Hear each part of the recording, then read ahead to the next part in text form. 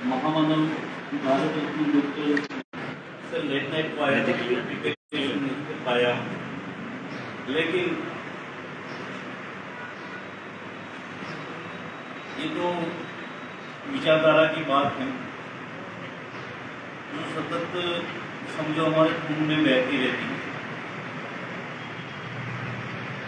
तो महान विचारक मैजनी ने एक बात कही थी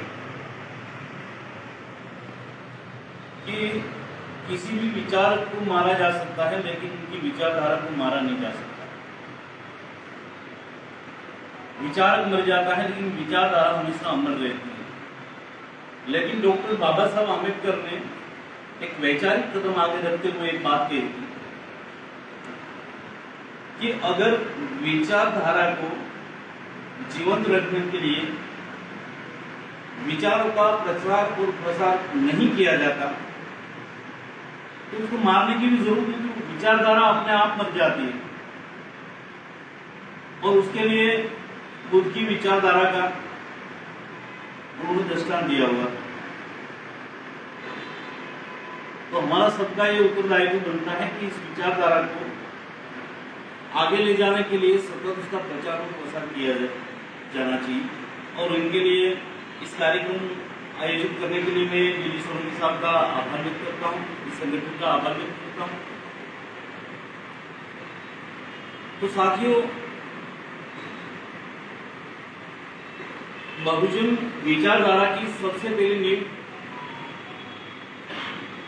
तथागत गुरु ने रखी।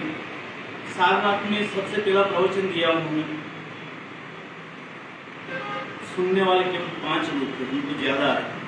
बुद्ध की बात सुनने वाले उसी समय केवल 5 लोग। तो बुद्ध ने कहा सर्व भिक्खवे चारिकम बहुजन हिताय बहुजन सुखाय लोकानुकंपा निताय आदि कल्याण मति कल्याण मुक्ति। तो साथियों, मैं ऐसा विचार प्रवर्तमान करने जा रहा हूँ जिसकी शुरुआत भी कल्याणकारी है, जिसकी मध्य भी कल्याणकारी है और जिसका अंत भी कल्याणकारी है। और ये विचारों उन 5 लोगों में देते हुए उन्होंने उन 5 को देश में अलग अलग दिशा में जाने के लिए बोल दिया।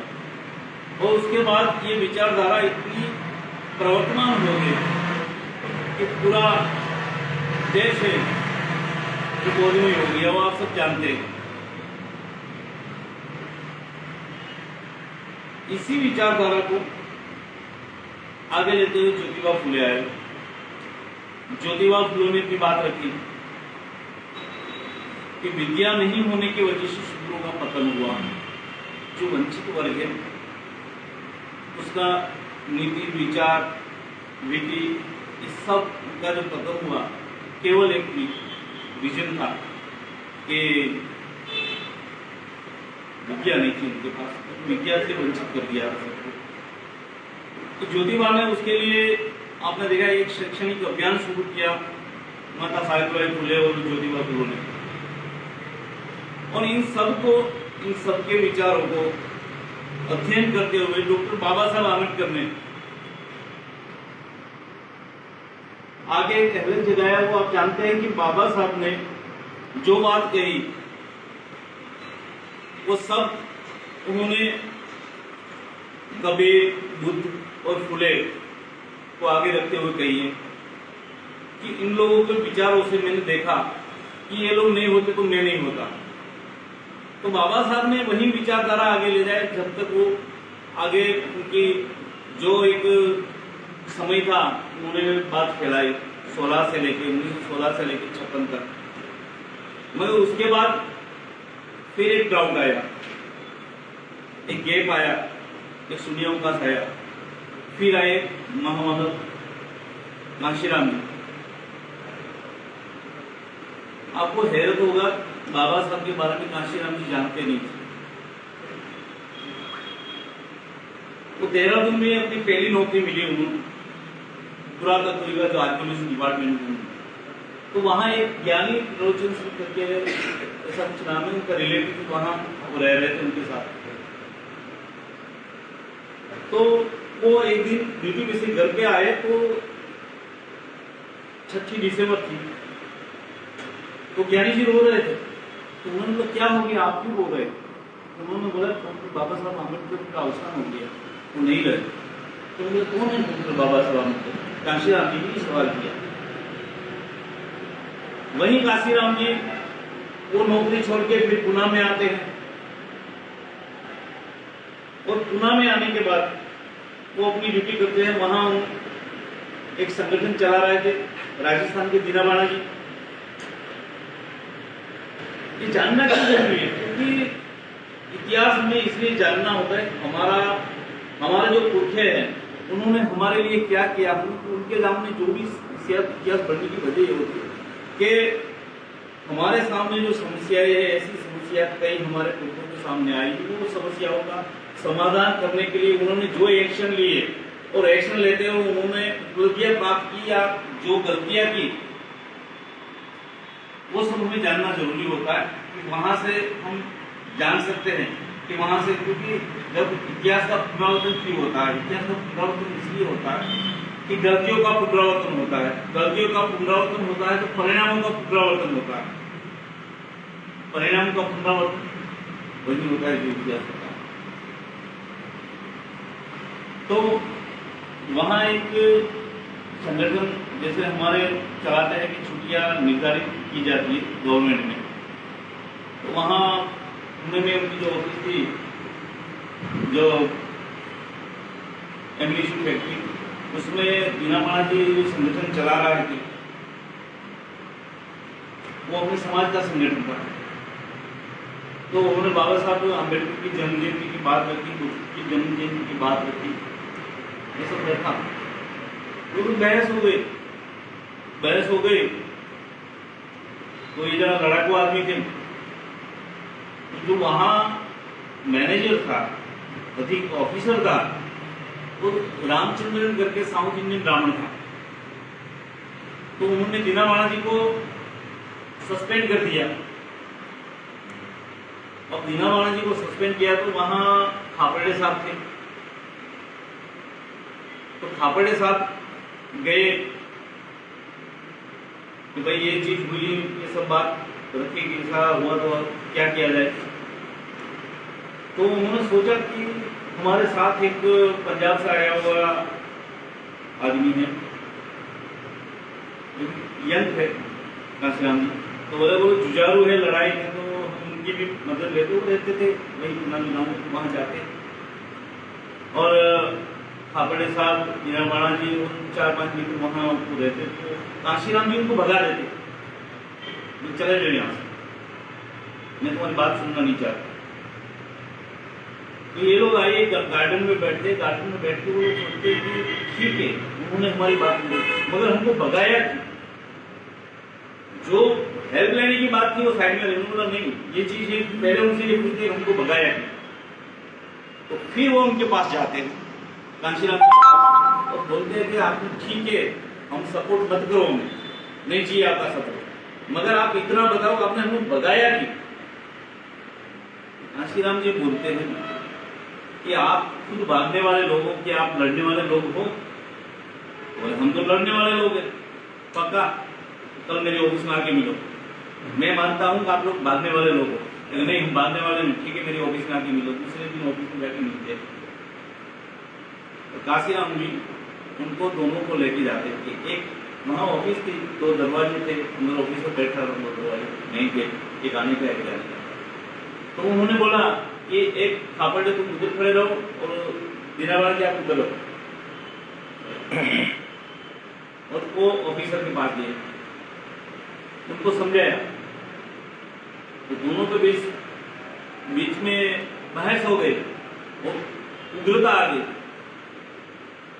और कांशीराम जी को पहले से ही दिमागी तौर पे बहुत गर्म दिमाग के थे, तो उन्होंने उसके जो ये बाल है पकड़ के उसको पटकना शुरू किया। जो कांच की पूरी थी टेबल, उसको पटकना शुरू किया, तो नाक में से लोही निकल रही।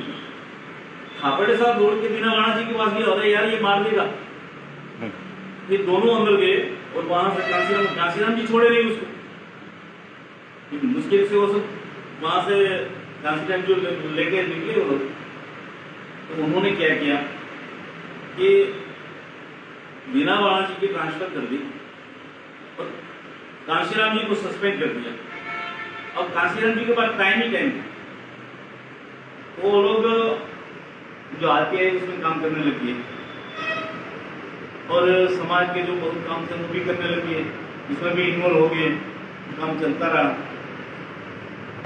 तो वहाँ आरपीआई में उसी समय दादा साहब गायकवाड़ करके जो लीडर थे, बहुत जुझारू लीडर माने जाते थे उसी समय। आरपीआई उस समय तो बाबा साहब ने जो पार्टी रखी थी, बनाई थी, राजनीतिक पार्टी बनाई थी, उसका नाम है आरपीआई, रिपब्लिकन ऑफ इंडिया। तो उसी समय कांशीराम जी, कापड़े साहब और उन सब ने अपना संगठन पूरा जो साथ में जोड़ते रहे और उन लोगों ने ऐसा प्रचार प्रसार किया आरपीआई का और इतना काम किया पार्टी के लिए कि समाजवादी पार्टी का सपोर्ट लेके जो बाकी जो पार्टी थी उसकी विचारधारा के खरीदी, उन पार्टियों को लेके उन्होंने पुणे की जो मेयर है वो अशोक नायडे करके आदमी था अपना, उसको मेयर बना दिया। पहली दफा ऐसा हुआ कि स्वतः एक बहुत ही अच्छी हुई, मगर बाद में जैसे होता है वैसे ही हुआ कि दादा साहब गायकवाड़ ने उसी समय सत्ता नशीब जो कांग्रेस थी, बात ये जो बीजेपी तब उसी समय इतना नहीं था उनका, तो उसके साथ उन्होंने समाधान कर लिया, उनके साथ बैठ गए, गठजोड़ कर लिया। तो लोग उसके विरोध में थे, तो कांशीराम जी, खापड़े जी वो भी उनके विरोध में थे। वहां से कांशीराम जी ट्रेन पकड़ के गए नासिक और इनको समझाया कि आप ये रहने दो, अपन ये जो कर रहे हैं प्लानिंग से, उसमें हम आज नहीं तो कल सत्ता में आ जाएंगे, आज यहाँ है कल दूसरी जगह पे। तो वो नहीं माने, बोले तुम अभी जवान हो, तुमको मालूम नहीं है, तुम ठीक है पढ़े लिखे, राजनीति क्या होती है वो तुमको मालूम नहीं है, ये सब बात बताए कि कभी नहीं हो सकता ऐसे। फिर उसी समय कांशीराम जी ने बोला हो सकता है, वो शब्द अभी कई दफा जब बात होता है तो आप देखते हो ये आगे हो सकता है, वो शब्द उसी समय आया कांशीराम जी के द्वारा। कांशीराम जी वहां से निराश होकर निकल लिए और उन्होंने देखा कि अब जो मूवमेंट थी, जो आंदोलन वहां तक हम ऊपर लेके आए थे, उसका तो सत्यानाश हो गया, क्या किया। फिर उन्होंने पाम से 1973 में स्थापना की। तो उसमें आज की तारीख में जो भी वैचारिक आंदोलन बुद्ध, फुले और अम्बेडकर की विचारधारा का है, मानसिक के द्वारा फैलाएगा पूरा देश में, और जो असर हमें दिखती है वो मानसिक की वजह से। तो ये आंदोलन चलता रहा और बाकी आप देखते हो कि राजनीतिक पार्टी बसपा बना के एक यूपी में शुरुआत की। तो कांशीराम जी की कई बातें हमें सुनने जैसी हैं, उसके कई छोटे मोटे उनके इंटरव्यू देखो, तो उसमें कांशीराम जी आपने देखा होगा, वो क्या नाम है, रचन करके है वो, आपकी अदालत, हाँ, उसमें कांशीराम जी का इंटरव्यू था, वो प्रश्न करता है कांशीराम जी कि सब आपको अवसरवादी बताते हैं, आपका क्या कहना है? तो बिल्कुल बिंदास से कांशीराम जी बोलते हैं हाँ हम अवसरवादी है, क्योंकि हमें अवसर मिला ही नहीं है, तो अवसर पाने के लिए हम अवसरवादी है और बनेंगे और रहेंगे।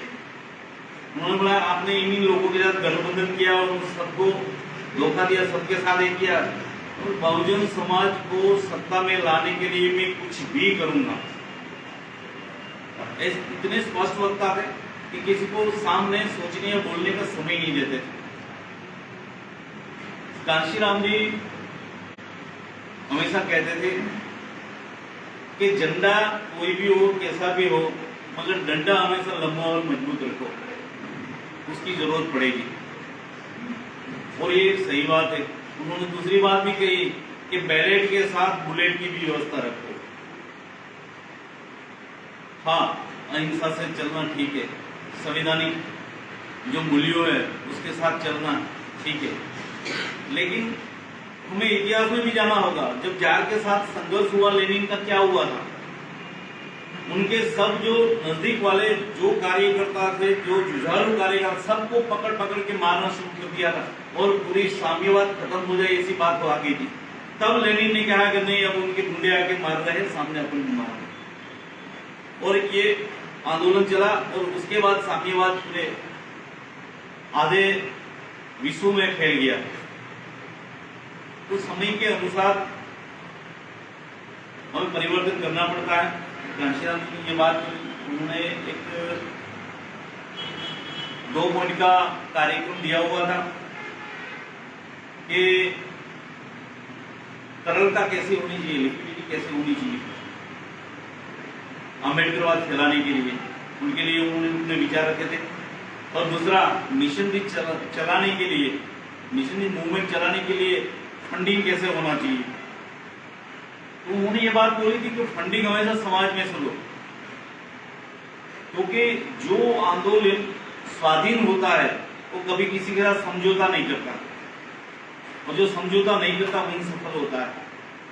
और ये बात सही है, जितने लोग जो आंदोलन की बात करते हैं और दूसरों के ऊपर जो निर्भर रहते हैं, तो राजकीय पार्टी या ये सब उनके पास के पैसे हैं, तो वो लोग करते हैं शुरुआत में, और उसके बाद वो आंदोलन खत्म कर देते हैं।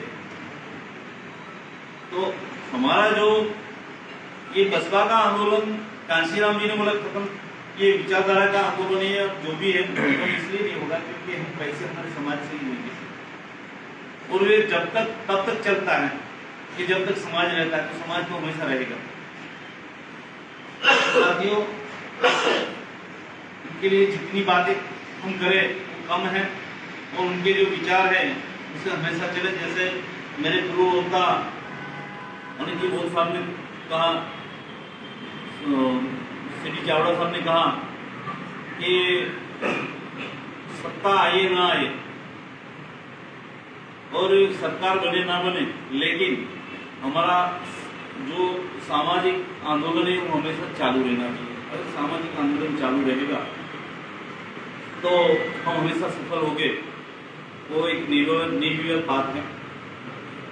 और सबसे मैं बात खत्म करते हुए आप लोगों से एक बात कहना चाहूँगा कि मैं बहुत नज़दीक से जो ये सामाजिक मूवमेंट है उसका हमेशा अध्ययन करता रहा हूँ, अवलोकन करता रहा हूँ कि जब रिजर्वेशन के सामने या एट्रोसिटी एक्ट के सामने भी जब कोई पॉलिसी उन्होंने खत्म करने की कोशिश की, तो आंदोलन पटेली को भी ज्यादा आप लोगों ने उसमें शरीक हुए और आप लोगों ने बचाया। रिजर्वेशन भी बचाने वाले ज्यादातर मजदूरी करने वाले लोग हैं।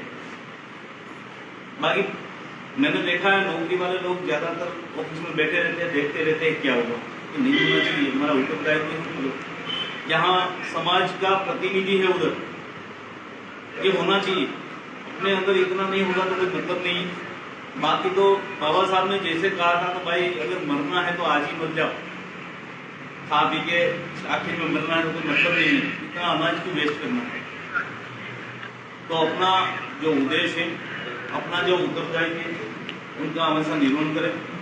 आप लोगों ने मुझे ध्यान से सुना, इसलिए मैं आप सबका आभारी हूँ। जय भीम, नमो बुद्धाय।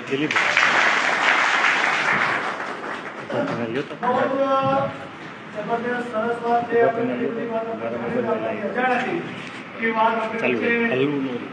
ગૌતમ ચૌહાણ સાહેબે રજૂ કરી છે, બહુ મજા આવી, હજી અમને સાંભળતા રહીએ, પણ તમામ આપણે જે આપણા આગેવાનો આવ્યા છે લાભ આપણે લઈશું।